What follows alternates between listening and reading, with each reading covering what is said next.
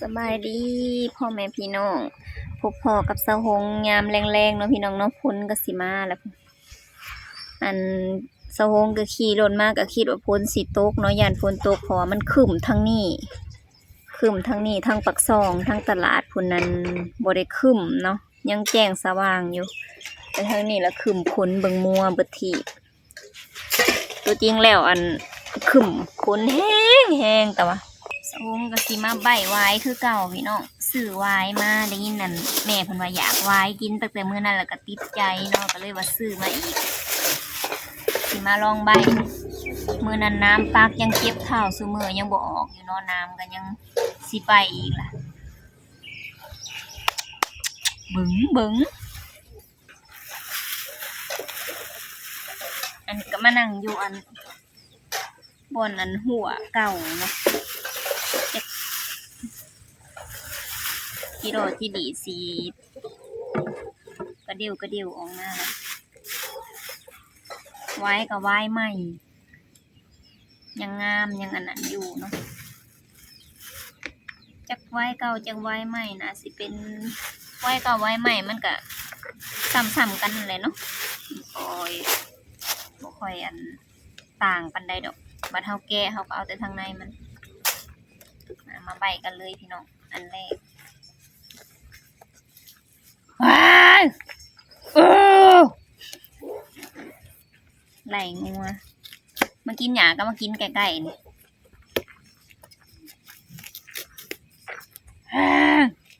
ตอนนี้ช่วงนี้พ้นตกห้ำเดินหญ้าก็กำลังขึ้นใหม่เนาะอันบุญบังไพก็ผ่านไปรายงานเติบเลยพี่น้องมื้ออื่นมื้อฮื้อนี่ก็อีก 2-3 มื้อวันที่18นี่ก็มีบุญบังไพนะสะฮงกับบ่ฮู้ว่าสิได้ไปหรือบ่ได้ไปบ่มีหมู่ไปก็บ่ได้ไปเนาะว้าย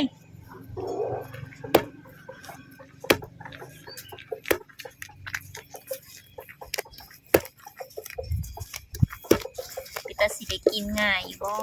ใบวายนี่ก็ได้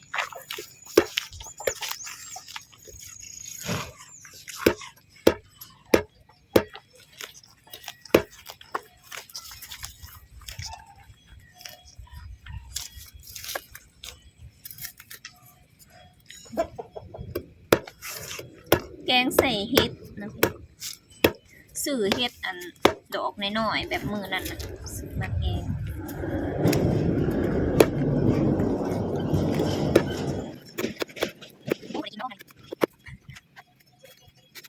อันไม่กี่สามจะขายใบแล้วแกงขี้ข้าวเนี่ย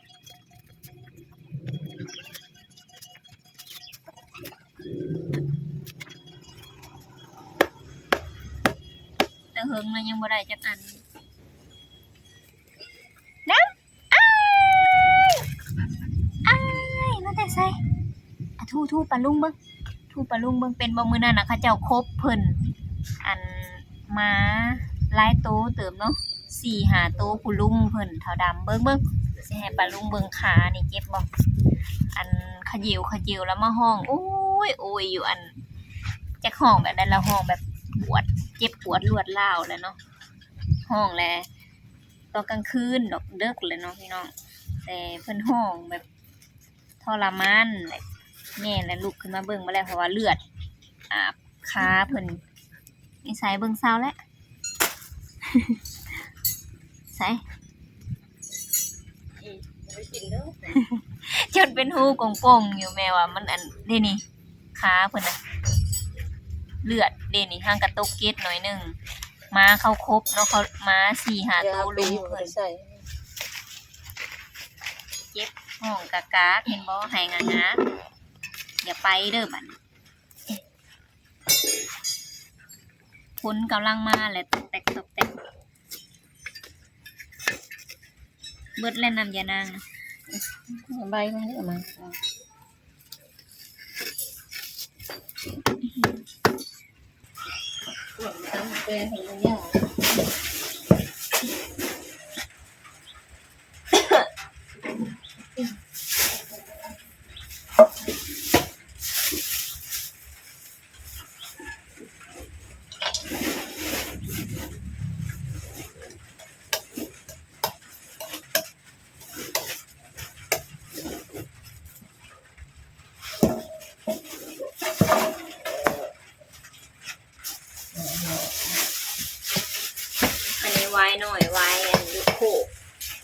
ามมันบอลมันงามมันก็งะนั่น ปั่น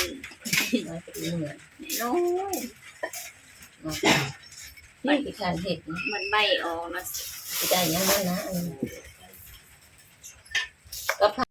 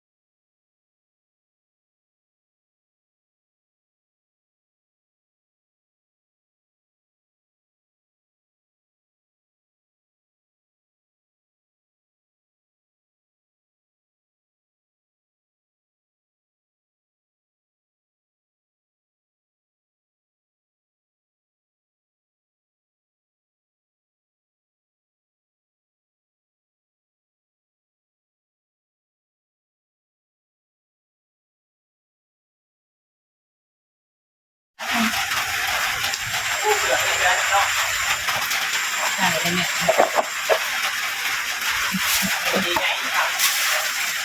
เอานะเราเนี่ยได้กันไล่ว่าใส่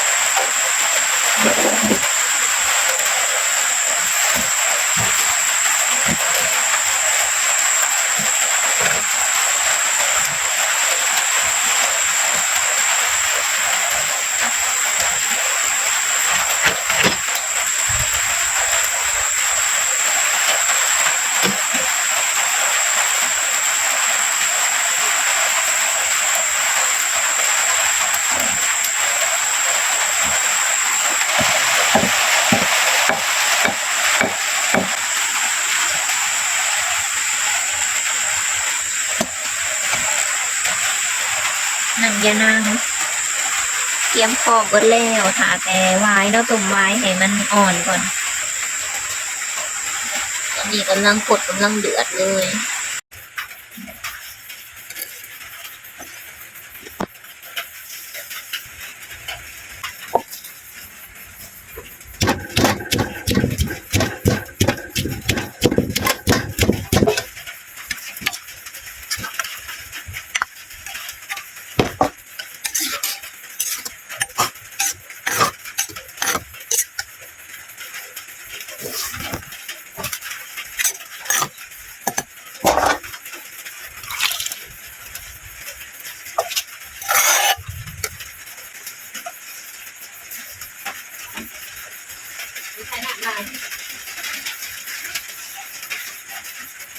ด้วยเห็ด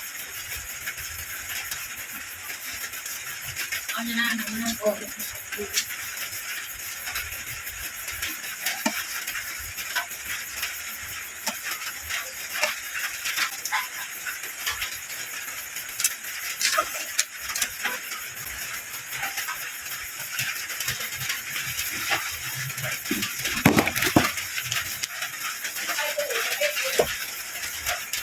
ยูไซฮะยูไซปะ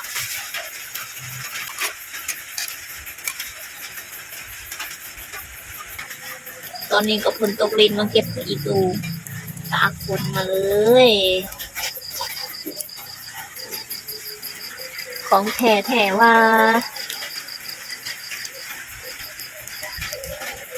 อึ๊บอันนี้พักเอียงอันนี้เคยเธอหนึ่งเอาอันผักโหระพาไปใส่แกง เพราะว่าลืมเบิ่งเนาะ กินได้เสยอึ๊บอึ๊บอึ๊บฝนกำลังตกเลยยิบยิบยิบยิบมาแซ่บสุด